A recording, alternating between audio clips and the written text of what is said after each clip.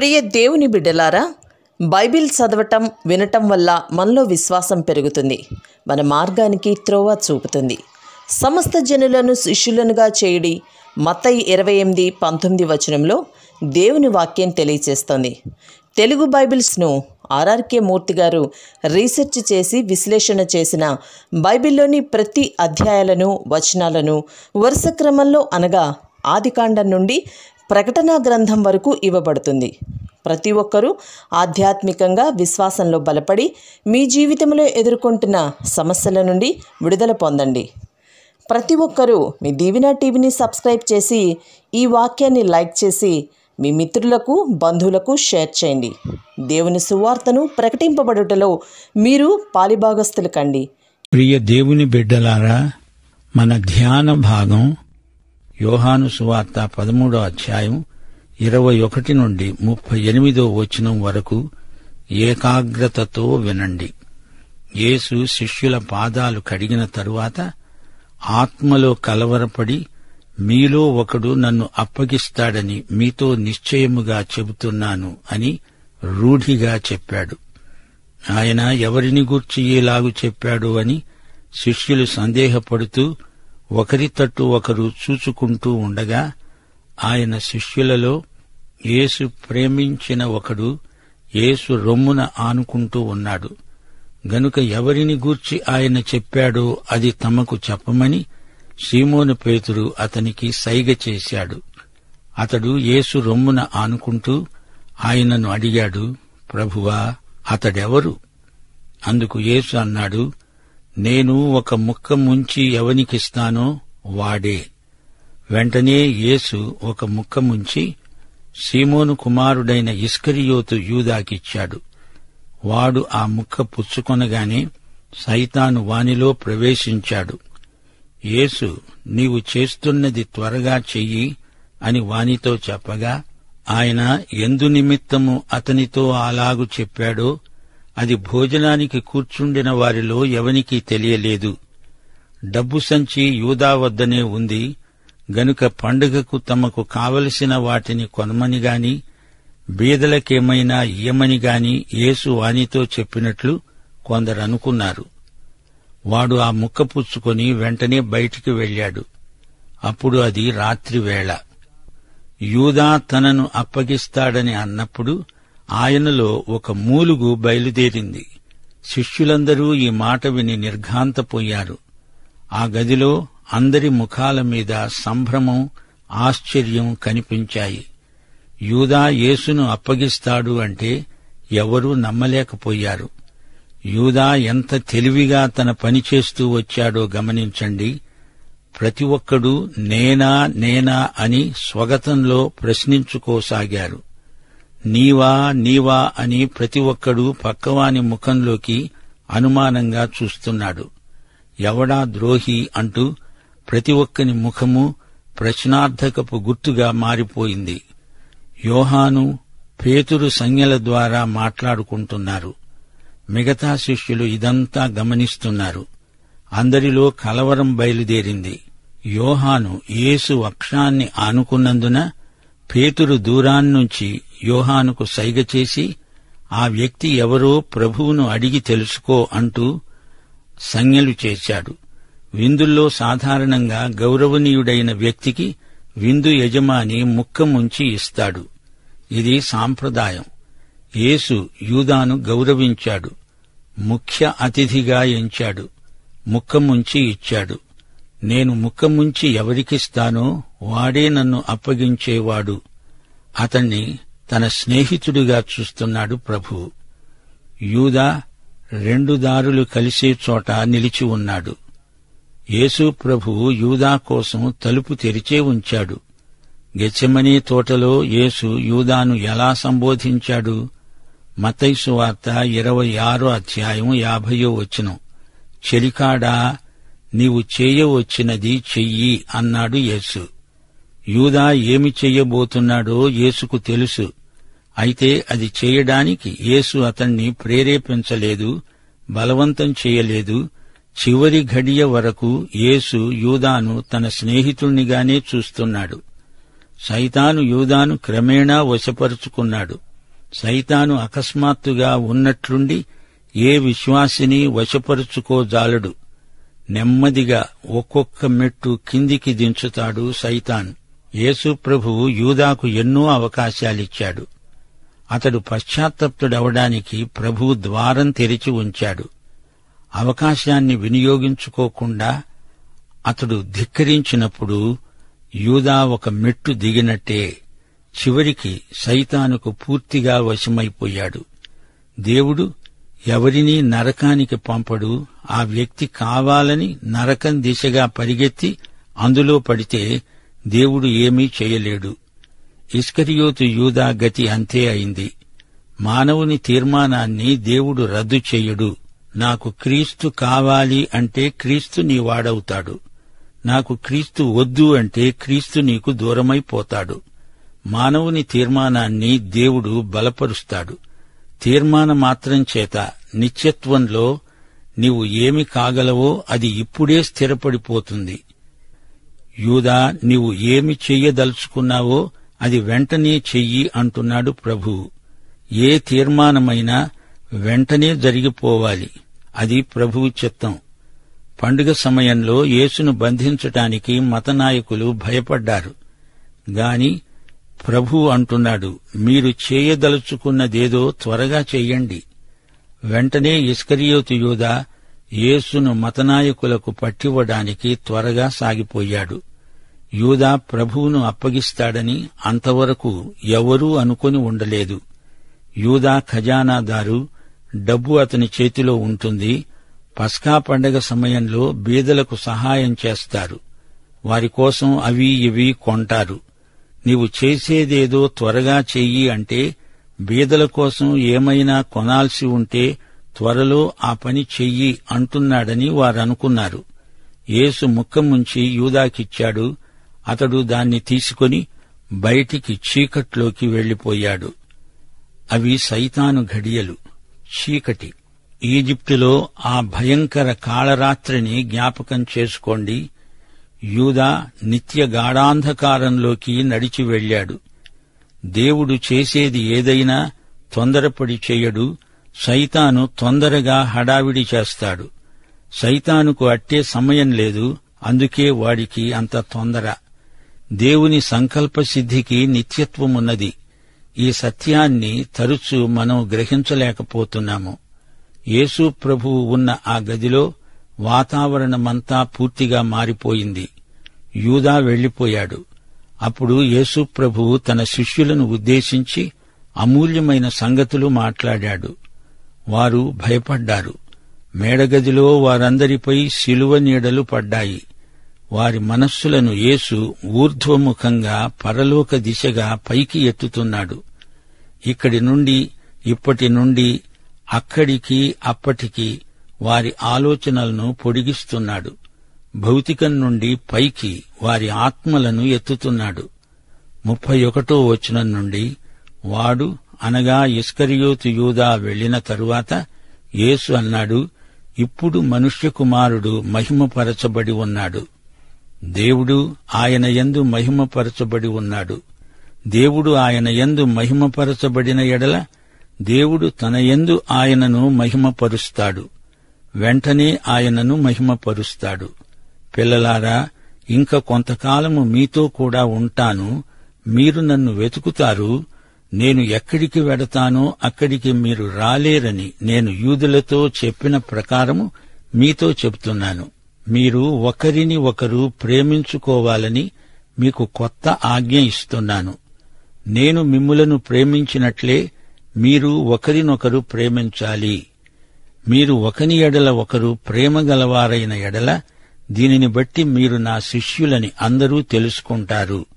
సీమోను పేతురు అడిగాడు, ప్రభువా, నీవెక్కడికి వెడుతున్నావు? యేసు అన్నాడు, నేను వెళుతున్న చోటికి నీవిప్పుడు నా వెంట రాలేవు గాని తరువాత వస్తావు. అందుకు పేతురన్నాడు, ప్రభువా, నేనెందుకు ఇప్పుడు నీ వెంట రాలేను? నీ కొరకు నా ప్రాణం పెడతాను. యేసు అన్నాడు, నా కొరకు నీ ప్రాణం పెడతావా? ఆయనను ఎరగను అని నీవు ముమ్మారు చెప్పకముందు కోడి కుయ్యదని నీతో నిశ్చయంగా చెబుతున్నాను. యేసు తన శిష్యులతో పరలోకాన్ని గురించి మాట్లాడుతున్నాడు. మనుష్య కుమారుడు మహిమపరచబడతాడు. యేసు మరణ పునరుత్థానములందు దేవుడు మహిమపరచబడతాడు. మానవరీతిగా శిలువ అవమానానికి, అపజయానికి గుర్తు. అయితే శిలువవేత యందు దేవునికి మహిమ కలిగింది. ఎందుకనగా ఆ శిలువ మరణం ద్వారానే లోకానికి రక్షణ ప్రాప్తించింది. యూదా అక్కడ లేడు, బయటికి వెళ్లిపోయాడు. ఇప్పుడు యేసు వారిని పిల్లలారా అని పిలుస్తున్నాడు. ఆయన శిలువ మీదికి వెళ్తున్నాడు. ఆ విధంగా శిలువ మీదికి మరెవరూ వెళ్లలేరు. ఆయన ఒక్కడే లోకపాపమంతటిని బట్టి శ్రమపడ్డాడు. యేసు ప్రభువు యొక్క శిలువ శ్రమలు తీవ్రమైనవి. అవి మానవ బుద్ధికి అందవు. యేసు ప్రభువు ఇప్పుడు తన శిష్యులకు ఒక కొత్త ఆజ్ఞ ఇస్తున్నాడు. పాప పరిహార బలిగా యేసు శిలువ మరణం చెందాలి. లోకములోని పాపులందరి కోసం ప్రత్యామ్నాయ బలిగా యేసు చనిపోతాడు. ఆయన సమాధి నుండి లేచి పరలోకానికి ఆరోహణమై వెళతాడు. తన సంఘాన్ని తీసుకువెళ్లడానికి ఆయన తిరిగి రాబోతున్నాడు. యేసు శిష్యులు తమ ప్రేమను బట్టి యేసుకు చెందినవారని ప్రజలు గుర్తిస్తారు. నీ సాక్ష్యం కంటే, నీ సేవ కంటే నీవు చూపే ప్రేమ ఎంతో గొప్పది, ఎంతో బలమైనది. అలనాటి రోమా ప్రభుత్వం పరిపాలించిన రోజుల్లో యేసును నమ్మినవారు ఆయన్ను ప్రాణాధికంగా ప్రేమించారు. యేసును ప్రేమించేవారు సాటి విశ్వాసులను మిక్కుటంగా ప్రేమిస్తారు. క్రైస్తవులు ఒకరినొకరు ఎంత ప్రేమించుకుంటారో చూడండి అని లోకులు చెప్పుకునేటట్లు మనం జీవించాలి. పేతురు తన బలహీనతలో మనందరికీ దగ్గర చుట్టమవుతున్నాడు. ఏ విశ్వాసీ కూడా ఇస్కరియోతు యూదా అమ్మినట్లు ప్రభువును అమ్మజాలడు. దేవుని ఆత్మ నీలో ఉన్నందుచేత సైతాను నిన్ను వశపరుచుకోలేడు. అయితే పేతురు చేసింది కూడా ఎవరూ చేయలేరు. సైతాను అతనిలో లేడుగాని పేతురుకు తన మీద తనకెంతో నమ్మకం ఉంది, ధీమాగా ఉన్నాడు. నేను ప్రభువు కోసం ప్రాణం పెట్టడానికి సిద్ధం. అయితే అతనికి తన శరీరం మీద అంత నమ్మకం. అది పేతురు బలహీనత. ఇదే బలహీనత అనేక మంది క్రైస్తవులలో ఉంది. పేతురు నిజంగా ప్రభువును ప్రేమించిన వ్యక్తి. ప్రభువు పక్షాన నిలవబడి పోరాడడానికి పేతురు ఎల్లప్పుడూ సిద్ధం. పెంతెకోస్తు దినం వరకు పేతురులో ఆధ్యాత్మిక పరిపక్వత లేదు. దుడుకు మనిషి. అతని స్వాభిమానం అతని బలహీనత. యేసు ప్రభు అంటే చిన్న పిల్లగాడిలాగా ఎంతో ప్రేమను వ్యక్తం చేస్తూ, నీవెక్కడికి వెళ్తావు? నీవు వెళ్లే చోటికి నేనూ వస్తాను అంటున్నాడు. నేనెందుకు నీ వెంట రాలేను? తప్పకుండా వస్తా. అతని ధైర్యం చూడండి. పేతురు, నేను వెళ్లే చోటికి ఇప్పుడు నీవు రాలేవుగాని ఇక మీదట వస్తావు అంటుంటే, కాదు ఇప్పుడే వస్తా అంటున్నాడు పేతురు. ప్రగల్భాలు పలికాడని కాదు, తనకు గల స్వాభిమానం అలాంటిది. నాన్న వచ్చేదాకా ఉండు, అన్నం పెడతానంటే, కాదు ఇప్పుడే పెట్టు అని చిన్నపిల్లాడు మారాము చేసినట్లుంది పేతురు మాట. పేతురుకు యేసుప్రభువు పట్ల భక్తి ప్రేమలున్నాయి గాని దుడుకు మనిషి. తొందరపాటులో ఏదో అంటాడు, ఏదో చేస్తాడు. ప్రభువు కోసం పోరాడడానికి సిద్ధమయ్యాడు. కత్తి విసిరితే ఆ కత్తి తగిలి మల్కు అనే దాసుడి కుడి చెవి తెగి కింద పడింది. చేపలు పట్టుకునేవాడికి ఖడ్గం ఎలా పట్టుకోవాలో ఎలా తెలుస్తుంది? మల్కు తలకు గురిపెట్టి కొడితే చెవికి తగిలింది. కోడి కుయ్యకముందు నన్నెరుగనని 3 సార్లు చెబుతావు అన్నాడు ప్రభువు. ఈ మాటలు పేతురుకు అర్థం కాలేదు. తాను ప్రభువును ఎరగననడమా? మనం శరీరాన్ని నమ్ముకుంటే అల్ప విశ్వాసులమై ఓడిపోతాము. ఇది నిజం. 2 కొరింథీ 12:10 పౌలన్నాడు, నేను ఎప్పుడు బలహీనుడనో అప్పుడే బలవంతుణ్ణి. నీవు నీ శరీరాన్ని నమ్మావా? నమ్మవద్దు. ఆయన ఏది చెబితే అది చెయ్యడానికి ప్రభువు కృప దయచేయునుగాక. మన శరీరం బలహీనమే కాని ప్రభువు మన ప్రతి అక్కరా తీరుస్తాడు. ఇస్కరియోతు యూదా తలపెట్టిన స్వామిద్రోహం నీచాతి నీచమైనది. అతడు వేషధారణలో, నటనా శిల్పంలో అందెవేసిన చెయ్యి. యూదా చెయ్యబోయే ద్రోహం ఎలాంటిదో మిగతా శిష్యులకు తెలిసి ఉంటే అతడు ఆ గదిలో నుండి బతికి బయటపడేవాడు కాడు. అతడు యేసును ప్రేమిస్తున్నట్లు నటించాడు. యేసును తప్ప ఆ గదిలోని అందరినీ అతడు నమ్మించాడు. వారు మోసపోయారు. మనుషుల కండ్లు కొంతకాలం కప్పవచ్చుగాని యేసు కండ్లు ఎవరూ కప్పలేరు. ఆయన కన్నులకు మరుగైనది ఏదీ లేదు. ఆయన హృదయములను అంతరింద్రియములను శోధించే దేవుడు. యేసు ఎన్నోసార్లు పరోక్షంగా ఇస్కరియోతు యూదాను గురించి మాట్లాడాడు. భోజనపు బల్ల గుండ్రంగా ఉంటుంది. మధ్యలో యేసు కూర్చున్నాడు. యేసు కుడిప్రక్కనే యోహాను కూర్చొని ఉన్నాడు. యేసు వక్షస్థలాన్ని యోహాను ఆనుకున్నాడు. ధనవంతుడు లాజరు ఉపమానంలో లాజరు అబ్రహాము రొమ్మున ఆనుకున్నాడని చెప్పబడింది. యేసుక్రీస్తు తండ్రి రొమ్మున ఉన్న అద్వితీయ కుమారుడు. యూదా యేసుకు ఎడమవైపున కూర్చున్నాడు. యోహాను తల యేసు వక్షం మీద ఉంటే యేసు తల యూదా వక్షాన్ని ఆనుకుంది. యూదా కూర్చున్న చోటు గౌరవనీయమైనది. రూతు గ్రంథం 2వ అధ్యాయం 14వ వచనం బోయజు అన్నాడు, నీవు ఇక్కడికి వచ్చి భోజనము చేసి చిరకలో నీ ముక్క ముంచి తిను. రూతును సగౌరవంగా ఆహ్వానించాడు బోయజు. యేసు ముక్క ముంచి యూదాకు ఇచ్చాడు అంటే అతని పట్ల ఎంతో అనురాగం చూపుతున్నాడని అర్థం. శిష్యులకు యూదాను గురించి అనుమానమేమీ లేదు. ఇస్కరియోతు యూదాను యేసు ఎంతో ప్రేమించాడు. యేసు ప్రేమకు యూదా హృదయంలో ప్రతిస్పందన కలగలేదు. అతని హృదయం రానురాను కఠినమైపోయింది. అతడు చెయ్యబోయే పని నుండి అతణ్ణి తప్పించాలని, ప్రమాదం తప్పించాలని యేసు ఎంతో ప్రయత్నం చేసినా లాభం లేకపోయింది. పస్కా పండుగ సమయంలో దేవుని ప్రజలు బీదలతో తమకు కలిగిన శ్రేష్టమైనది పంచుకుంటారు. చేసేది త్వరగా చేయమంటే అదేనేమో అని మిగతా శిష్యులనుకున్నారు. ఈ రోజున కూడా ప్రభు భోజన సంస్కారం తరువాత బీదల కోసమని కానుకలు పోగు చేసే ఆచారమున్నది. సైతాను యూదాలో ప్రవేశించాడు. యేసు ప్రేమ యూదాలో ఆయన పట్ల ద్వేషంగా మారింది. సైతాను అందమైన వాటిని తీసుకొని వాటిని వికృత రూపానికి మారుస్తాడు. వాడు చేసే పని అదే. ప్రేమను కామానికి మార్చేవాడు సైతాను. పరిశుద్ధతను గర్వానికి, అహంకారానికి మారుస్తాడు సైతాను. క్రమశిక్షణను హింసకు, క్రూరత్వానికి మారుస్తాడు సైతాను.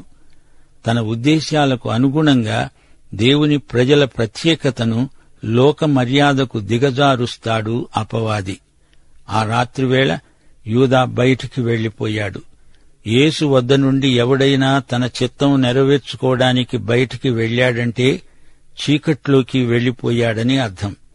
ప్రజలకు మేలు చెయ్యాల్సింది పోయి చెడుగు చేసే ప్రయత్నం చీకటిలో ప్రవేశించడమే.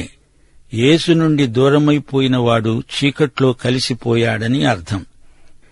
క్రీస్తుకు లోబడిన జీవితం వెలుగు. మన ఎదట వెలుగు మార్గం, చీకటి మార్గం రెండూ ఉంచబడ్డాయి. నీవు ఏ మార్గంలో నడుస్తున్నావు? తీర్మానం చేసుకునే వివేకము, జ్ఞానము దేవుడు ప్రతి ఒక్కరికి దయచేయునుగాక. మరో మాట, యేసు మహిమపరచబడే ఘడియ వచ్చింది. శిలువయందు యేసు మహిమ పొందాడు. త్యాగశీలం దేవుణ్ణి మహిమపరుస్తుంది. యేసు శిలువ వేత మహిమ. యేసు శిష్యులు తమ త్యాగశీలమును బట్టి దేవుణ్ణి మహిమపరుస్తారు. త్యాగధనులు పరలోకంలో మహిమలో ప్రవేశిస్తారు. యేసు శిలువ మరణ పర్యంతము దేవునికి విధేయుడయ్యాడు. దేవుని బిడ్డల విధేయత ప్రభువును మహిమపరుస్తుంది. దేవుని రాజ్యంలో విధేయత గలవారికి గొప్ప సన్మానం, హతసాక్షులకు గొప్ప బహుమానాలు. శిలువవేత దేవునికి మహిమ అయితే పునరుత్థానం ఇంకా గొప్ప మహిమ. ఆరోహణ మహిమకు పరాకాష్ట. యేసు ఎంత తగ్గించుకున్నాడో అంత మహిమకు హెచ్చించబడ్డాడు. శిలువ నుండి కిరీటానికి పరలోక సింహాసనానికి ఆయన హెచ్చించబడ్డాడు. ఆయన ముండ్ల కిరీటం మహిమ కిరీటంగా మారింది. శిలువధారి కిరీటధారి అయిన సార్వభౌముడుగా రాజులకు రాజుగా రాబోతున్నాడు. యేసు తన శిష్యులకు ఇక్కడ వీడ్కోలు మాటలు చెబుతున్నాడు. యేసు తాను ఒక్కడే శిలువ మోశాడు. ఆ తరువాత ఆయన శిష్యులు అదే శిలువ మార్గాన దేవుడు ప్రతిష్ఠించిన మార్గంలో నడిచారు. యేసు ప్రేమలో స్వార్థం ఏమాత్రమూ లేదు.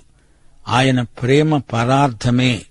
శిలువ మనకు ఆనందం తెచ్చింది, కాని యేసుకు బాధనే ఇచ్చింది. ఆయన శిలువ శ్రమలు మాటల్లో చెప్పలేము.